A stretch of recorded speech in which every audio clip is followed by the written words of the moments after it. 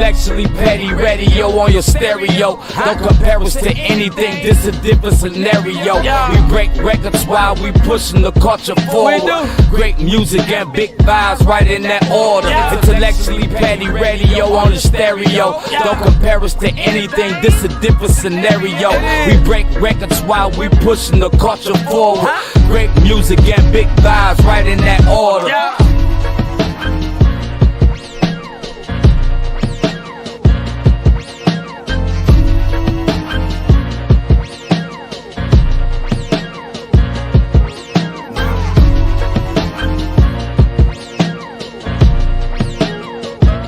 And you are now tuned into another episode of Intellectually Petty Radio, brought to you by M3S3 Clothing. Men make moves and suckers stand still. And as always, on the mighty Nerd DJs Radio Network, you already know, man, week after week, minute after minute, day after day, month after month, we only rock with legends around here. And today is absolutely no exception. Hold on. We got award-winning music exec, NABFEME founder and CEO, host of Women Who Jam Radio, former senior vice president for Def Jam and DreamWorks, speaker, mentor, and overall just dope-ass human being, Miss Johnnie Walker in the building. How you doing, Queen? Oh, I can't hear you. You are muted, I think. I cannot hear you. Can you hear me? Hello. It was just working just fine. It was all good just a week ago. Yeah, I cannot hear you for the life of me. I'm not sure what happened. We was doing good just a second ago. Hold on, we'll start this over. All right.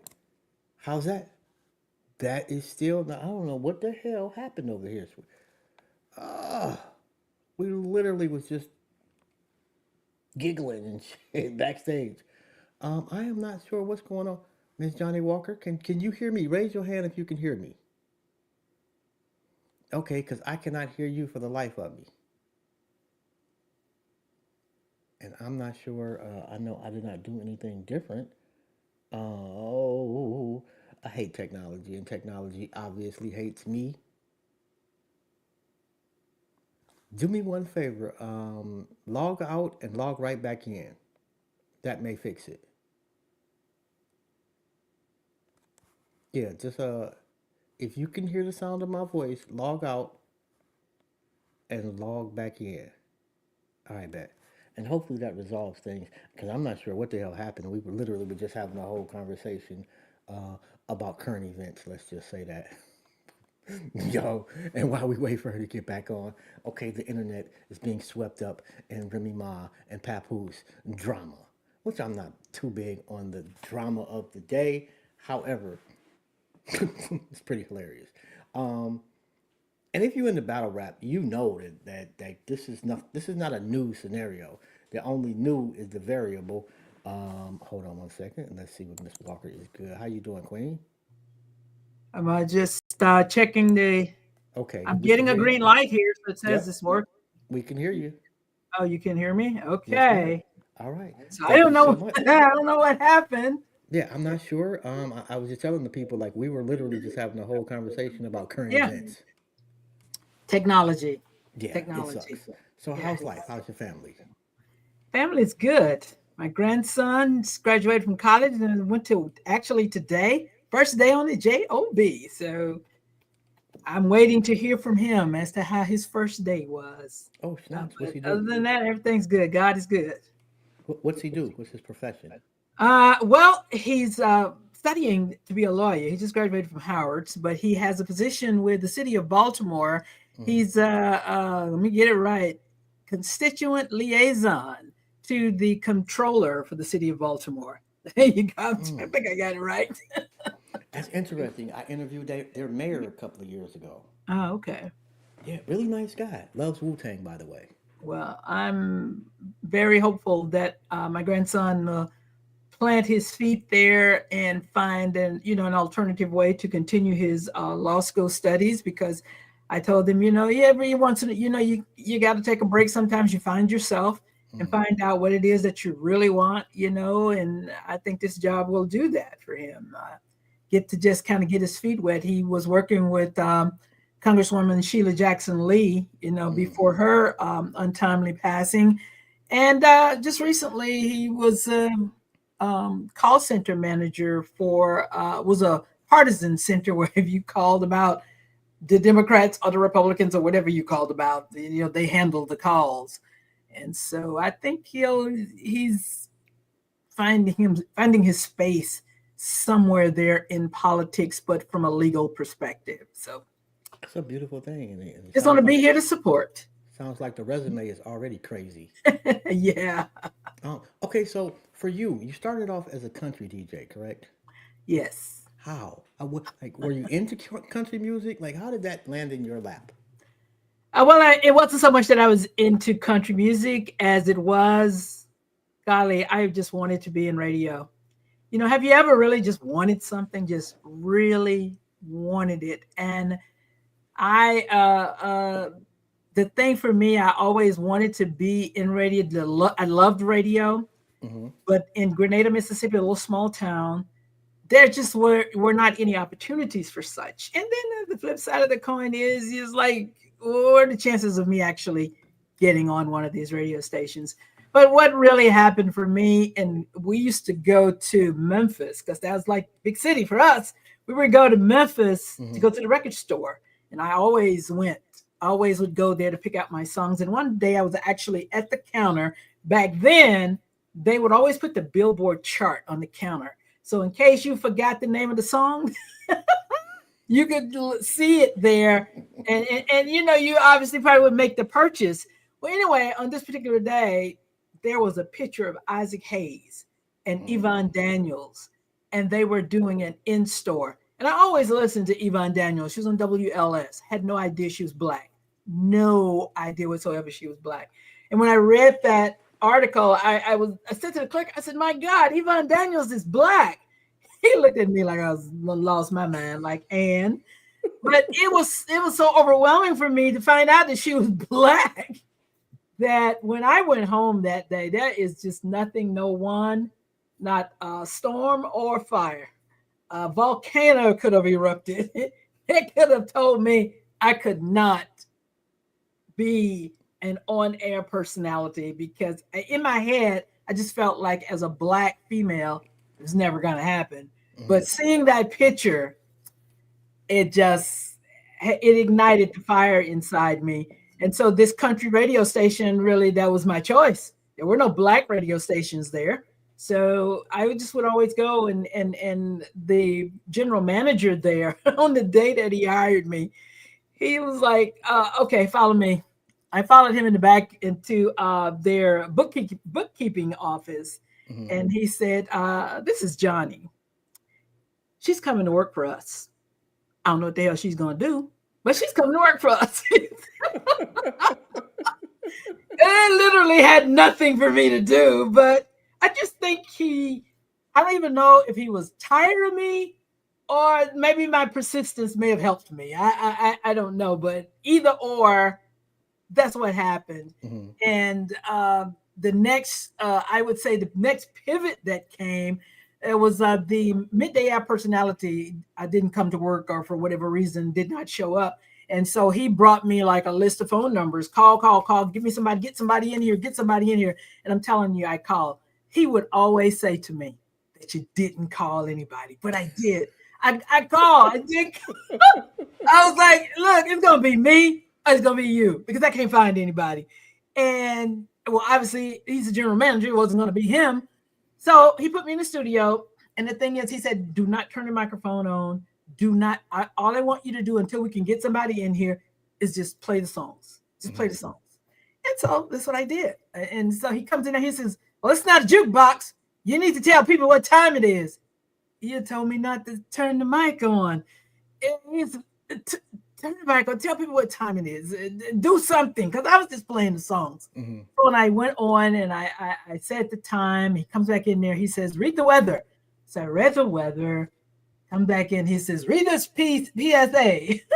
Like, you got jokes today. But I read the PSA. And he says, you don't sound half bad. You really want to do this? And I said, yes. So he says, come back tomorrow morning when you come back tomorrow morning, I want you to come in the studio and just sit and watch, learn everything that you can. And so that's what I did. I came in, I would come in and just sit in the studio, and he eventually put me on in the middays. I was on 10 to 3 in the afternoon at a country radio station. And you tell kids all the time, I was country before country was cool, honey. Listen, I knew all of them. I was, I was a country music DJ. I didn't participate in anything. People didn't know I was black. I did, it was like that. What can I say? I was But wondering, like in the deep south, a sister yeah, doing country no, back in the day didn't sound like that was gonna go over well. Yeah, I didn't participate in anything. I didn't do. I share a little funny story with you. Um, we had a contest at this radio station called the World's Dirty Truck Contest, and this is a contest where you just like literally do everything you can to mess up your truck for $1,000 because that was the grand prize. And so on this particular afternoon, I'm getting ready to go home. And so he says, what time are you going to arrive at the Dirty Truck Contest? I said, oh, you got jokes. I'm not going out there.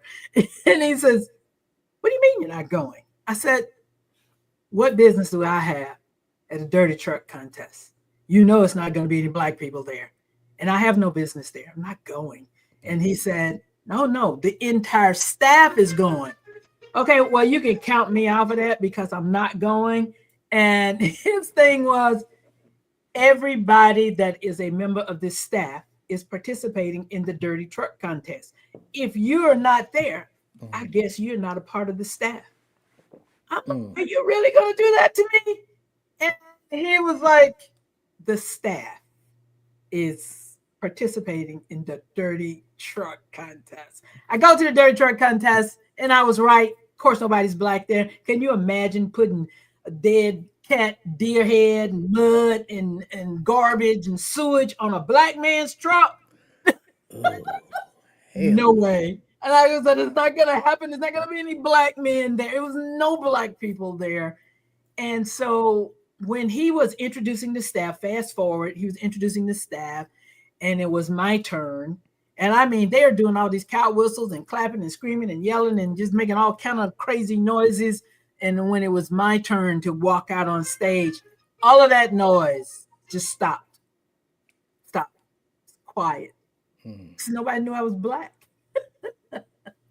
And I don't know what I said. It's so many years ago. But whatever it is that I said something. And there was a gentleman in the back of the room that said, well, I'll be damned. He goes, that is Lady. It's like I called myself Lady J at that time. And he did this really loud cow whistle. And he did the cow whistle and he started clapping. And then everybody else started clapping. And so there I am in this big old hall. And everybody in there was white but me. And this guy clapping, and so everybody said, well, I listened to her, and they started clapping, and people started clapping, and I just got through that afternoon. Jim is standing over there. I told you it's going to be all right. I said, you didn't know. Neither one of us knew, but it's okay. Can I go home now? Did it empower you though? You can go home now. So I was there for 6 years. I did it for 6 years. But the other side of that is I would always go to Jim and ask him to let me play black music. And he would always say, it's not a jukebox. You can't play what you like. You got to play what we can sell. And I would just constantly ask him, please, I could just 1 hour. 1 hour is not going to hurt this precious radio station. 1 hour. And so he finally, that's the one thing I can always say about my career with Jim Holt, he just would do stuff. So he put me on at 10 o'clock at night and told me I could play R&B music from 10 to midnight because the radio station signed off at midnight. And another quote from Jim Holt: if they come and burn the station down, we will have gotten a full day of programming in. So he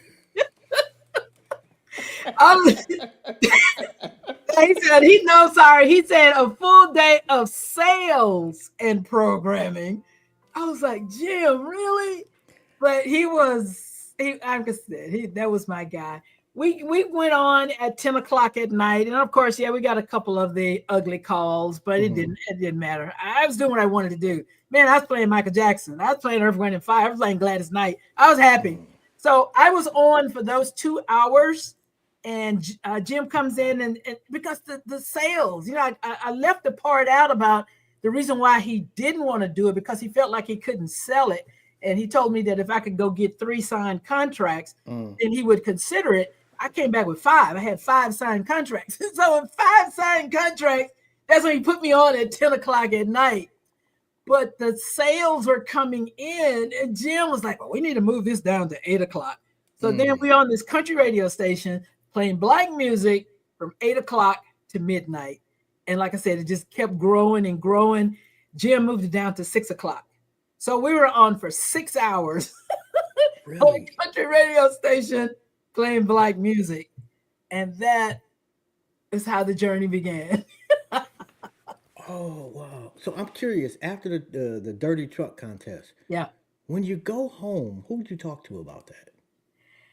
Well, when I went home, my sister, we sat down, because you got to think, this is Mississippi, 19, probably, I'm going to say 80, maybe. And that's not so long ago, but still. That's a long time ago.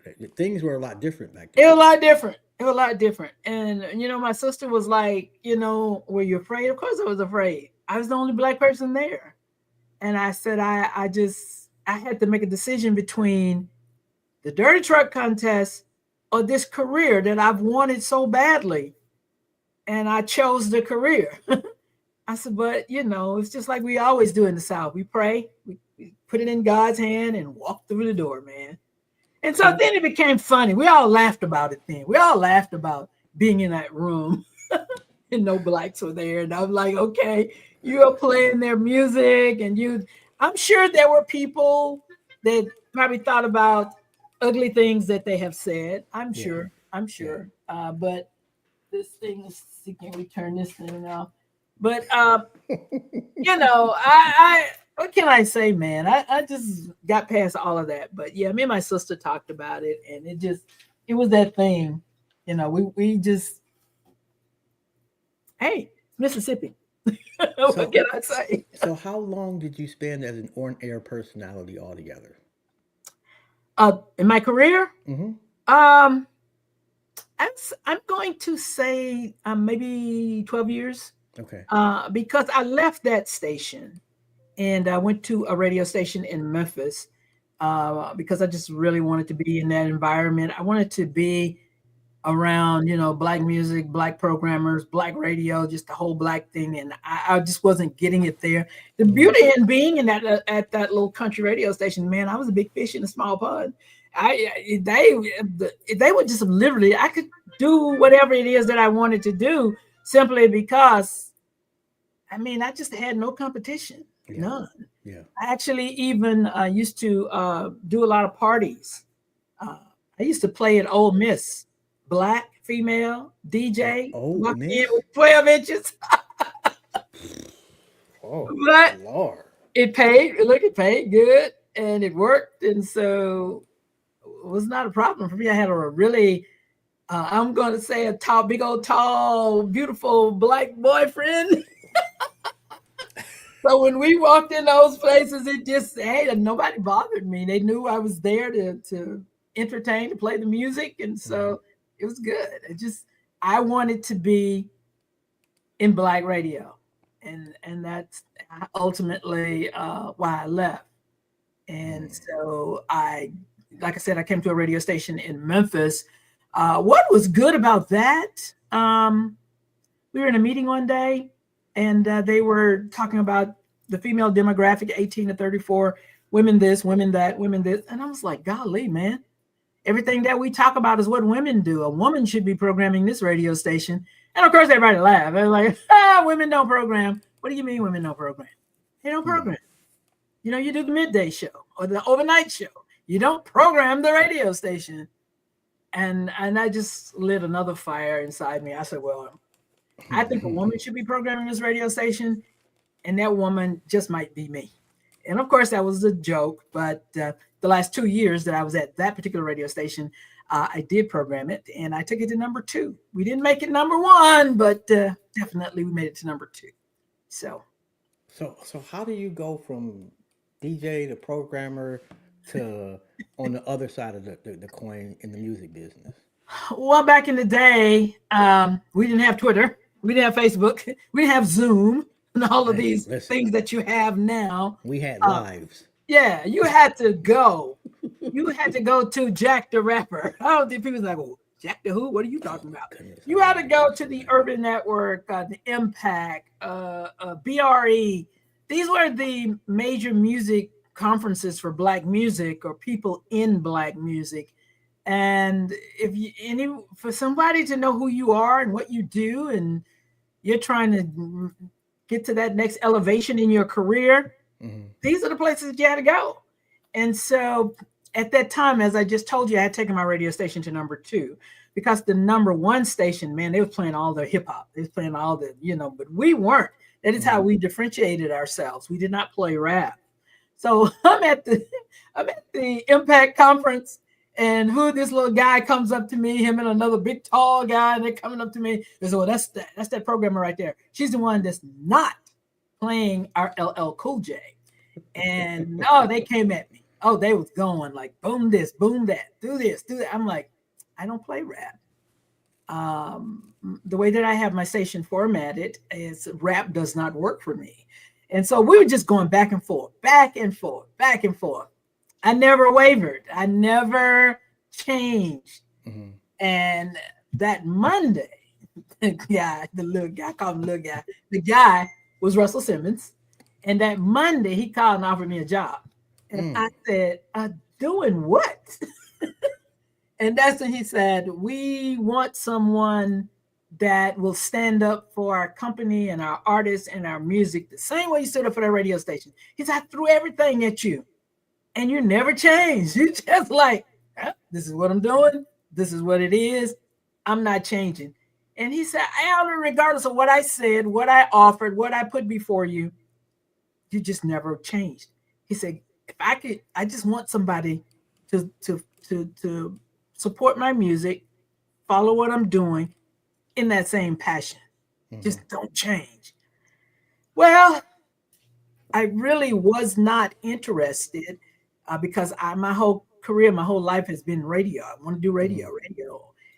But God, Were you a fan of hip hop at the time, though? I know my daughter. Listen, my daughter said, "Mom." I came home that evening to share it with my daughter, and my daughter said, "Mom, you don't like rap? That doesn't even make sense. That's might that be the worst thing that you could do?" And I said, "Well, I kept trying to figure it out, and I said, she's right. I don't really like rap music. I love what I'm doing. This wouldn't work." So basically, I turned the job down. But they called me back with that salary, man. At this time, I'm recently divorced. I'm just a year from my kid wanting to go to college. I was like, you're going to pay me what to do what? And I took the job. Listen, I took the job. But, well, really not but. What worked for me at that company, I knew radio, and they did not. They knew of radio. Yeah. They didn't know the inner workings of radio. Yeah. They didn't know the strategy behind how we select our songs. Okay. They didn't have the computerized systems that they have now. We did it by hand, and they didn't know that. And so I was able to go inside that company with a knowledge of radio programming that nobody in the company had. And so that set me apart from everybody that was there because I came from a different perspective. Mm-hmm. I was like, you're just going in asking people to play your music. They don't care. They're going to play what they feel is a hit and is going to build the station so that the station has greater numbers. Yeah. Don't really care about your song. They really don't. So I started to create things around our music. I had this little saying, let me help you win. Let me show you how you can win. So it was always about the radio station winning and not necessarily my music. My music was coming, but I made it seem like I was always there to help them win. So I would always go in there with some little promotion. It might be a cheesy, chazzy, nothing, but I was always walking the door with something other than my records. And so they just like it just I'm telling you, just caught on. I just thought, and I always talk radio language to them. I Mm-hmm. talked about, Arbitron. I talked about numbers. I talked about TSLs and things like that. So my conversation was more about the programmer in radio, in the music, and then trying to slide my songs in there. Okay. So And like I said, it just worked for me. what was the first song that you were tasked with? Do you remember? Or artist? Uh, Probably. Actually, I don't know. Probably like a Newkirk song, and I think he has passed on, but I don't even remember the name of it. But I think that might have been. If not that, it was a song that I already was doing okay, but Mm-hmm. I had to, learn learn the whole promotion game, and it might have been "Just Call My Name" by Allison Williams.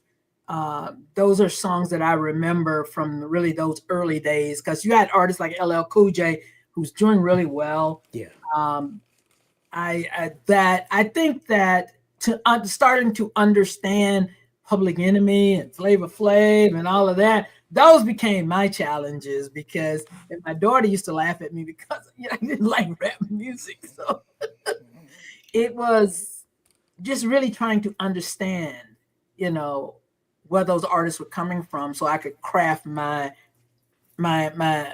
presentation when I went to radio. But I think in those early days, I think it was like Allison Williams and then a young man named Newkirk Mm. were the ones that I can remember before, say, you're doing the Public Enemy and on to artists like that. Any artist that you got particularly close to? I didn't really get really, really close to anybody because I don't know. Always wanted to keep that space. You just have to understand. I was a female in a very male dominated situation. Yeah. And I just could not really, I felt the way my dad raised me that Mm-hmm. I couldn't. But I will say two artists that I still, I talk to today that I have such high regard for. And that's Montel Jordan and LL Cool J. Just they were really, really great guys, and they really showed me such a humongous amount of respect. Mm. And they're just other things that other artists sometimes do and say. They never did that. Never. I mean, LL Cool J, such a joy to work with. I don't care if I said, LL, you're going to stand on the corner in a towel and sign autographs, and we need to be there at 4 o'clock. He would come back, well, you got to make sure the towel is big enough for me to wrap it all the way around me so that it won't fall off of me. That would, he just, he wouldn't have said a cuss word or you done lost your mind or he just, a really funny story. LL Cool J was filming Deep Blue Sea, and Okay. I needed him to come to LA. I'm sorry, not LA, Atlanta to do something for B103. They was doing their sister circle, I think they called it. And an artist like LL Cool J for all the women. It was like, Oh. whoa. And he was on the set of Deep Blue Sea. He couldn't leave Deep Blue Sea just to come to Atlanta to go, whoa, whoa, whoa. That was not going to work. But it meant so much. And I kept saying, if you would just do this one thing for me. And so the challenge became, how do I get him from the set out in LA, from the set of Deep Blue Sea to Atlanta and back on the set so he's not fined? Because the fine was some ridiculous number that if you're late or whatever, they fine you. So I was given approval to rent a private jet so that I could pick him up on the set, fly him to Atlanta, do what we had to do, get him back on the set. And I said, Todd, you have no idea how much I appreciate this. What do you need me to do? He said, I just need a room that has a gym so I can work out. Hmm. I said, I got that. Don't worry about that. I got that. So we picked him up off the set of Deep Blue Sea, flew him to Atlanta. He got the opportunity to go to the gym. That's what he wanted to do. took him to V103 to where they were having their event. And I mean, he stood there, he performed, he took pictures, he hugged the ladies.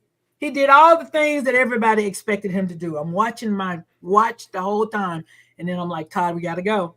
I need to get you back on this plane so you can get back to the set so there is no fine. And he's still trying to take pictures. He's walking to the limousine, but still taking pictures and stopping to talk to the fans. And I'm like, I'm loving all of y'all, but he got to go. And got him in that car, on that plane, flew back out to the West Coast on time, on set, not a problem. Everybody happy. So, I mean, he was never upset, never angry, never any foul words, none of that. So that's why I said one of my favorites. Okay, so how long were you with Def Jam? Almost 17 years. Oh, wow. Yeah. Yo, that's crazy. And what made you leave Def Jam? Well, changes in management had a lot to do with it. Russell stepped down. He was running Russell Simmons Music Group and Fat Farm and all the other things. He still was chairman of the board, but he was not a part of the day-to-day operations. And, you know, I had been there all that time. I was, you know, I felt pretty comfortable in where I was and what I was doing. But again, new management, new people in charge, they have a different vision. And a lot of times those visions, they're not in sync. And so we just came to an impasse. And fortunately for me, I was recruited by Steven Spielberg to come to DreamWorks. So bye-bye. See ya. I'm sorry. Did you by the man himself, Steven Spielberg? Well, Steven Spielberg through there was another gentleman, Mo Austin, and Johnnie Barbas that actually called me. That was the first call. And then that's when I learned that it came through from Mr. Spielberg for me to come out and head up Black music for DreamWorks. So did that for about 5 years. So did you? I'm assuming at some point you meet Mr. Spielberg. Did I meet him? Mm-hmm. Yeah.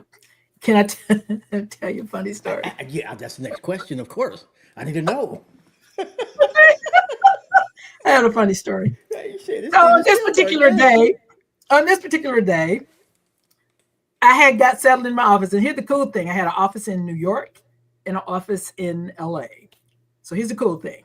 I'm in my beautiful LA office and it was really nice, you know. And so he stops and he introduces himself because you meet people on the phone, but not physically, you know. So now it's like physical meeting. And so is everything okay?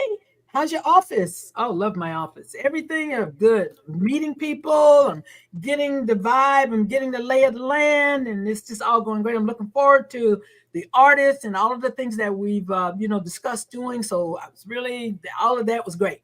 Oh, so everything's good. He said, are you sure? I said, well, there's one little thing. And he was like, well, what is that? I said, my stationery. He said, what's wrong with your stationery? Well, it just has my name there. It doesn't have Head of Black Music there. I look at my business cards. I had the business card. You got the scratch pad. You got the envelopes and the letterhead and all of that. It just said my name. And that guy looked at me and said, oh, so the only way that people know what you do for this company is your title? Oh, we must have hired the wrong person. How do you come back from that? So I often tell people, a title don't make you, you make the title. I learned that the hard way. I wanted my title to be on, listen, those business cards, the business card to just have my name on it. I wanted you earned that title, right? Oh, please. I'm black, female, head of Black music. Come on, man. Yes. Y'all niggas need to know. Excuse my language. I'm sorry. But y'all know you know. I put my foot in his career, and we here now. Steven Man, Spielberg. he didn't understand it from what it meant to me, Yeah. but I understood where he came from. I totally got that. And I said, everybody will know that I am head of black music at this company. You don't have to worry about that. Everyone will know. But in that moment, wow, I had to kind of really, I was looking for a comeback. You know how the kids say clap back? I just didn't have a clap back for that.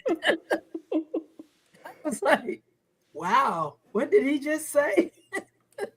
Although I do get it. Yeah, I did. I got it. It's just that at that moment, he threw me. He got me. And, he's a little old self. He's not a big guy. He just walked on down the hall. I was like, what just happened? Okay, so give me some highlights from DreamWorks. Meeting Burt Bacharach, being in the studio with Burt Bacharach. Burt Bacharach and Ron Isley were two of the artists that were signed to the label, and they actually did a collaboration. And they had a song, I believe it was called Here I Am, I believe, don't quote me on that. But they actually had an album, a CD. But that's all about the time that Mr. Spielberg had decided to get out of the music game. But I was very proud of that album. Floetry came, Say Yes, and that was a really great a group for us. We had signed Sleepy Brown. Sleepy Brown was the hook guy, the R&B guy from Outkast, David Hollister. It was a plethora of artists that we were working with that I was so proud of, and I was so happy I had such a great vision for where we were going to go with just straight up R&B, not necessarily hip hop. Not that I had all those years I had been in hip hop, but I was very excited about being at a platform that was celebrating R&B. It just, it was just a good time. Like I said, Floetry, David Hollister, Ron Isley. We actually signed Trey Songz. We signed Trey Songz before he became Trey Songz. He was on DreamWorks, and it was just I really was excited about being there in the whole R&B thing. But I think just my opinion, and what they say about opinions, but I think hip hop was just advancing so rapidly. Yeah. And it was advancing at a state that for labels, it was not as costly. Because when we put Burt Bacharach and Ron Isley on the road, man, those jokers took an orchestra. I don't even have to tell you. Let's start thinking about moving a small orchestra around, venues, got to be the right venue, got to have the right sound, okay. That's a bit much. That was a lot. And then you got people over here at Def Jam with back then, a DAT. Yeah, or at the worst, some records. Hey, some records and a DAT. And hey, wardrobe, change your blue jeans. Put a different shirt on. You keep saying blue jeans, put a different shirt on. Absolutely. Wardrobe was... Yeah. So I'm over here like straight up wardrobe, tuxes and stuff like that. I know we were spending money. And I think that where we were, especially like when you come to the girls, the hair, the makeup. I just think one day he decided, woo, have y'all looked at these budgets? And so he just eventually decided, to sell the company. So at what point do you decide to start NABFEME? And what is NABFEME? Okay, NABFEME is the National Association of Black Female Executives in Music and Entertainment. It's a nonprofit networking empowerment resource base of women that come together, that are willing to share their career experiences, their work, their energy, the things that they have done to share it with others. And it's how we build the platform. It is about us, networking amongst ourselves, sharing information, sharing education, pouring into the next generation of leadership. Like I said, from back in that day, in that meeting at the radio station, when the guy said women don't program, and then being in at Def Jam, very few women. There were women there now. I don't want anybody to think that there weren't women at Def Jam. There were, but few. And so it became this thing of a voice, of hearing it from our perspective, understanding what we have to do when we go on a tour. We're out on a tour for a month and away from our families. Men just go because you got the wife or the significant other at home taking care of everything. If we go, that's it. Yeah. And so it was like just understanding this job and this work from our perspectives, and then understanding that we're creative. We have ideas. We bring significant operational tools to the table. You got to listen to us. We're great. We're not just the secretary. And I would tell people all the time, you don't disrespect the secretary or the admin assistant because she know everything. Listen. She know about your other woman. She know everything. Don't disrespect her. She knows everything. You don't even know what time the next meeting is. She got to tell you, you got to be there at 1 o'clock or 2 o'clock. She knows everything. Yeah. And so it was like, we didn't have a lot of, I would say, women in upper echelon of positions, but there were a lot of women in those other positions. So we are charged to go out and gather as many women as we could, regardless of what they were doing, to let them know they matter, to let them know you are enough, and to let them know you have a voice. And maybe you are somebody's assistant, but maybe you want my job.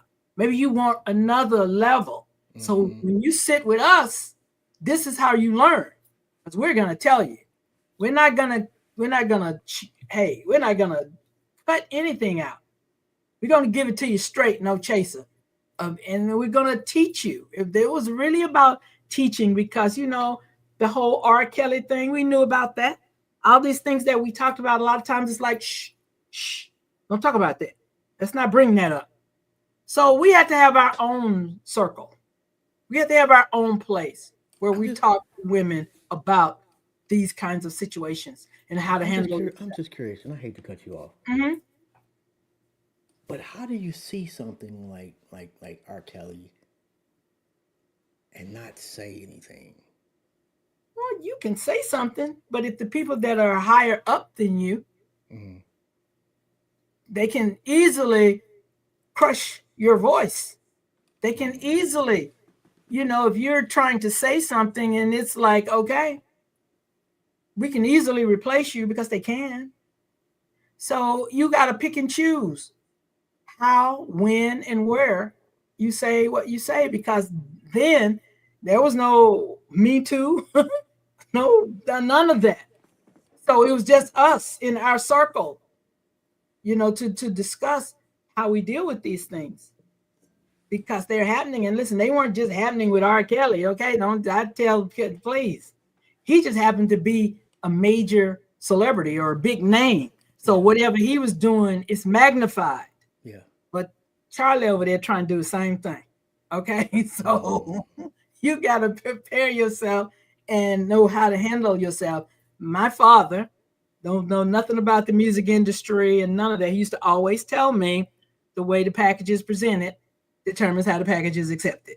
And he would say, if you go in there a certain way, that is how they're going to treat you. Yeah. If it's okay for you to be honey baby darling, then you're going to be honey baby darling. Yeah. And that is why I have always said, because I used to hate my name because I always felt it was so masculine, but obviously it worked. But I always put Miss in front of it. And I just really made people start to refer to me as Miss Walker. If you said something else, I'm like, you don't know me like that. So I keep walking. I've been giving you permission to call me by my first name. So that's amazing. These are just things that my father taught me. And so So would you say that things have changed for the better with women in the music profession? Well, I will say that definitely things have changed, Okay. and definitely I'm seeing a lot of women, female-based organizations. Our voices are louder. The platforms are greater. We have more opportunities to bring our voices and what we are, our talents to the table. So I would say that it has changed in that sense. The thing that disturbs me is that we're still talking about pay equity. Okay, that was 25 years ago. And today we're still paid unfairly. The promotion process, the climbing of the ladder process is a little better, but it still needs improvement. It's almost ridiculous to me that there are really no women in the where are they? If they are, I mean, there are women Mm-hmm. in the music industry. Sometimes I have to come back and correct myself or check my own words. Yes, there are women in the music business, black women, but where are the black women in positions of power? Where are they? And Mm-hmm. you would think that today that number from when I was in power would be quadrupled now. So we still have Sylvia Rome, praise God. But I think she may have been a gift and a curse, and I'll tell you why. I okay, think Sylvia Rome was there hold her, and not that she didn't earn her stripes, she absolutely right. has, but it was the music industry's. We've got a sister at the top Hmm. to shut other people up, and to be okay with not allowing more sisters to be her counterpart or her equivalent, Hmm. if that makes sense. No, it makes perfect sense. I mean, I totally agree. I would say during the time that I was at the top, say at Def Jam, you had Sharon Hayward that Mm-hmm. was at Virgin and went from Virgin to Perspective, and you had Gene Riggins that was at Universal Records. You had women that were in these top seats, and like Tina Davis was at Def Jam A&R. How many women that was vice president of A&R?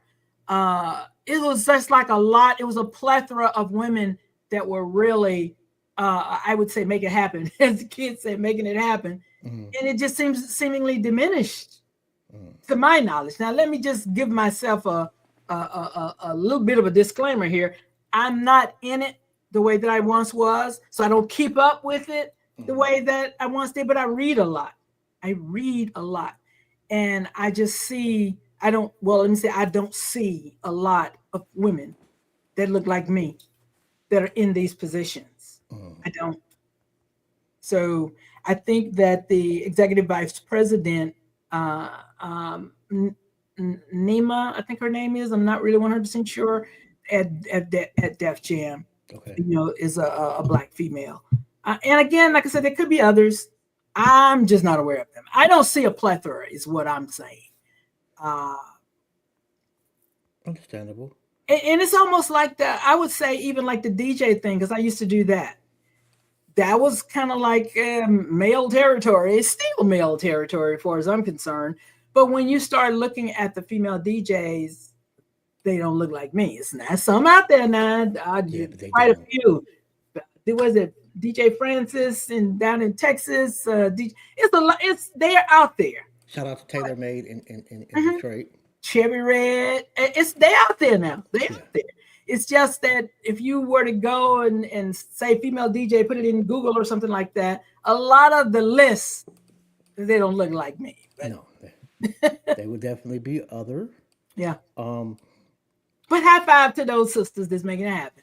Be they whatever culture, whatever background, I'm happy to see them penetrate this culture that for decades, male dominated. But there's a lot of sisters out there got their headphones, honey, and listen. They don't have the decks like we had back in the day. They got their MacBook Pro.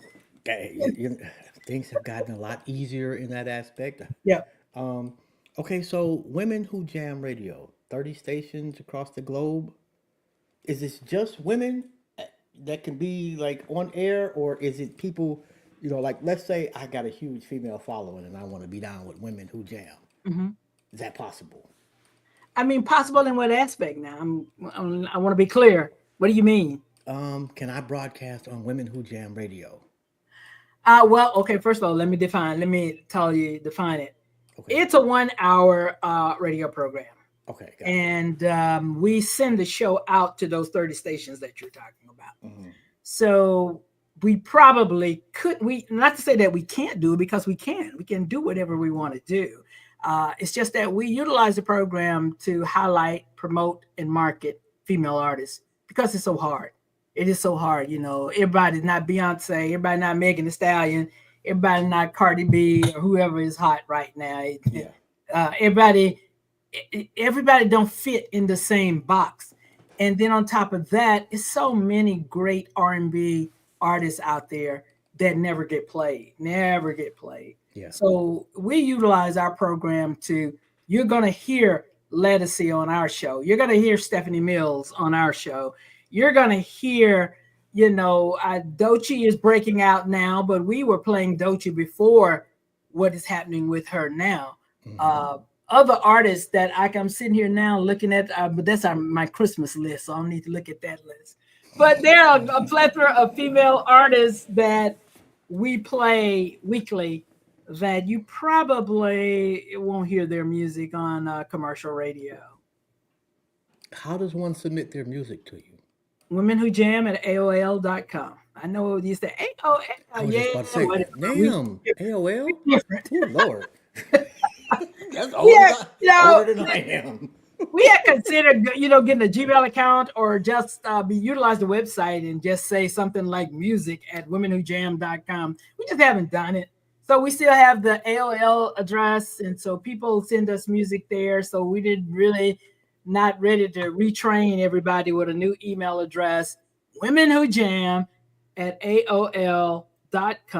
Send us your music. The only thing we ask is that, and this just falls on deaf ears because we still get it, please don't send us the explicit version. But like I said, it falls on deaf ears because we still get the explicit version. I'm certain you do. Maybe we're not iHeartMedia, so they send us they're like, you can play it. No, I can't, because our show airs on several college radio stations. It airs on several, low power FMs. We can't play that version. Now, for the radio stations that air our show that are on the internet, I guess it would be okay. But we're not going to do a special show for your song because you chose to put F-bombs all through it. We just, and let me tell you this is funny to me. After I say this, a song, I really like the song. I'm not going to call the artist's name, but I really like the song. And I explained to them, I said, I love this song, but I can't play it because you got all of this stuff in it. Mm-hmm. So they cleaned the song up, supposedly. So we need to do a class on editing, okay? Because that is not an edit. I mean, well, this generation is more accepting of certain colorful language than my generation. Yeah. So, maybe they just not, they're ignorant to how it should be cut up or edited. And if you're smart enough to take the U and I still hear the CK and the F, but that you did clip the U out, that's not to me. And that's just more work, like to just take the U out. Yeah, well, crazy work. Says, and you hear him say like, what? I said, that's not an edit. Okay. I can't tell you how to do what you do. I'm just saying for us, that's not an edit. Or when they edit, they take the word out. Take the word out. What if it's the word M with the F bomb, longer word, So you take that out, that's like a whole maybe second or 2 second Yeah. empty space. Yeah. That's not an edit either. You're supposed to match the beat. What you? Yeah. Throw something, Mother Frogger, Yeah. you know, Hey, something. You you know. know what? The other thing that I've said, just as easily, I realize what you're trying to do, but just as easily as you use that word, You could use I something promise you, else. there's another word you could use. It's so easy. So Okay, easy. so and I know I've only got an hour, and Okay. I just looked up and it flew by. Um, this is a question I ask everybody that comes on the show. Okay. Okay, so you're sitting on a park bench, and God sits down next to you and says you can ask him or her one question. What would it be? Golly, why did you take my father before I really got a firm grip on who I am and what I'm supposed to be doing? Because he was such a great teacher. I wasn't ready for him to go. And so then I found myself in my career remembering, and I tell my grandkids this now. A lot of the things that you hear me say, they came from my father with his third grade education. He taught me so much, and I leaned on him. So even when I wanted to go into radio, nobody believed that he was the one person that said, yeah, baby, you can do that. Yes, that's great. Oh, that sounds good. And he would always, I mean, he just coached me about being around men. He coached me about how to handle myself. It was just so much. And so I found myself, I go into my space and I remember, what would dad do? What would dad say? And then I think about what he would say, and then I move forward. So I'm able to conquer things. So I probably would say, God, you know, you could have given me a couple more years. You could let me get my feet grounded, and then, but you know, no, there's never no time to right time. But that was my rock. That was not everything. I His know. name was Johnnie, okay? He was Johnnie, I was Johnnie. Wait a We minute. So, are was, you a junior? you might as well, because the kids used to tease me and call me Junior all through. I'm telling you, you have no life except for to be a girl and got your daddy's name. And listen, my dad, there were no boys, and I was the last born, so that was going to be my name regardless. That I had no choice. And it's like he was my rock, man. And you know, he just taught me so much. I missed him. But you know, even in his passing, I was comfortable at that country radio station. And my dad is the only person that would challenge me. And I didn't want to leave him, but he had passed, and it was almost like a revelation. Go. He would want you to go. He would not want you to stay here. You have to go. And I would always say, Dad, are you sure? Should I go? What? Go. And I just remember I went to that radio station in Memphis, and I would always say, Dad, people, you know, Wes Johnson, you probably don't know him, but he was my supervisor or vice president at Def Jam. And you would always say, I wish I could have met your father. Because every time I would be sitting there, I would like, okay, what would Dad do? Dad would say, and he would always say, I really wish I could have met your father. Because he said, he asked me, is he still alive? I said, no, he's passed on. He said, well, I'm telling you, he's still here. He is sitting in this room right now. I completely understand that because I'm the same way about my mother. She was just such a presence. Weren't they so wise then? They were so wise. And you know, the crazy part is you really don't know how fucking dope they were until they pass. And people come out the woodworks telling you stories that they didn't bother to tell you about their greatness. Oh my God. Don't get me started. I'm sorry. Listen, I'm going to tell you one little quick story. My dad was 70 years old. He had retired. He worked for the city of Grenada, the water department. And they were in the process of computerizing the system and creating a schematic for the city's water lines. Nobody knew where the freaking lines were. My dad at 70 went and told, okay, dig here, dig 6 feet, dig 4 feet, dig whatever, how many feet, and told them exactly where to dig, where to go, for all the pipes, the lines of the water system in Grenada so they could create whatever they were creating to put it on a computer. I used to always say, Dad, you did. That's incredible. Yeah. Third grade, huh? Yeah, third grade, man. But smarter than any whip you can bring in the room because he was always ahead. I remember one time this guy was chubby little thing, and the guy was going to give me a nickel. Of course, I wanted the nickel. White guy, I will say, and he threw it on the ground Oh, for me to wow. bend over and pick it up. Oh, My dad stepped on it, and he picked it up. I'm like, I'm trying to get the nickel, man. My dad stepped on it. He picked it up. He took the nickel. He said, my child is not an animal. If you have anything to give her, you give it to me or you put it in her hand, but you do not throw it on the ground for her to pick up.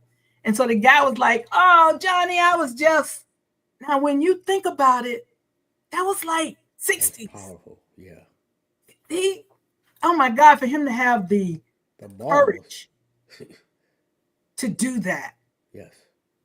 And I just said, I tell my kids, I said, listen, man, they still was going to the tree. Yeah. He stepped on that nickel and would not let me get it. And he picked it up and put it back in his hand. I think he embarrassed the guy because from my memory, the guy said, oh, Johnny, I was just kidding. He says, you put it in my hand. Not with my kid. Put it in hers. Yeah. Yeah. So he was my rock. This has been such an honor. I cannot possibly thank you enough. It was. I mean, I've just sat here and talked about me. Well, that's kind of the point here. But yeah, it's been great. Been a great. I've had a great. Well, I don't say I've had because I still continue. I still talk to young people. I still speak in schools. I still go to colleges and speak. I speak at events. So it's still going on, just in a different manner. But I've had a wonderful career. My time at Def Jam was amazing. DreamWorks was amazing. I spent 10 years as music commissioner for the city of Memphis. That was amazing. I just enjoy today running NABFEME and the people that I encounter or interact with, that I'm able to pull the curtain back on my career and share it with someone else. Then hopefully that something is there so that it might empower them or they have an opportunity to grow or take something to the next level. Well, I don't know if there is anything that I can do for you, but if there is, please don't hesitate. And I got you. And especially if you need me to interview like Floetry or some phenomenal woman. Okay. I'm definitely down for that. Plug. Awesome. Okay. But this has been an honor and truly a treat for myself. Thank you for coming on the show. And if nobody has told you today, I am very proud of you. You sounding like my dad right now, because that's something he would always say. So proud. I used to play Ann Peebles' Old Man with the Young Ideas for my dad, because he would be sitting at home with all of his little friends and they drinking beer and stuff, waiting on me to come on the air so I could play Old Man with the Young Ideas and dedicate it to all of them. That's so dope. So yeah, that was my guy. That was my guy. Yes. I can't. This has been an honor and a pleasure. Thank you so much. Thank you. Thank you. Again, if you need anything, please don't hesitate to reach out. I got you. You got it. Thank you. I appreciate it. Have a phenomenal day on purpose. Thank you so much. You too. You're welcome. Bye-bye. Yo, and I'm telling you, like, I only touched the surface on Miss, and make sure I get that out there because I don't want no disrespect, Miss Johnnie Walker, and her phenomenal, not just career, but existence. The sister truly has put her foot in the ass of the music industry. I'm sorry, I know I shouldn't have cursed, but I do all the time. But I shouldn't have. Anyway, y'all have a dope day on purpose. This has been Jobs. This has been another episode of Intellectually Petty Radio. And I will be back in about 55 minutes with the incredible April Lockett. On that note, I'm out. Y'all have a good one. Yo, and don't forget, man, to like, subscribe, and share on YouTube, Spotify, iTunes, wherever. You just have to Google Intellectually Petty Radio, and we are the only ones. And yo, shout out to my manager, Rita. I got the dopest fucking manager in the history of vocal cords and toenails. I'm out.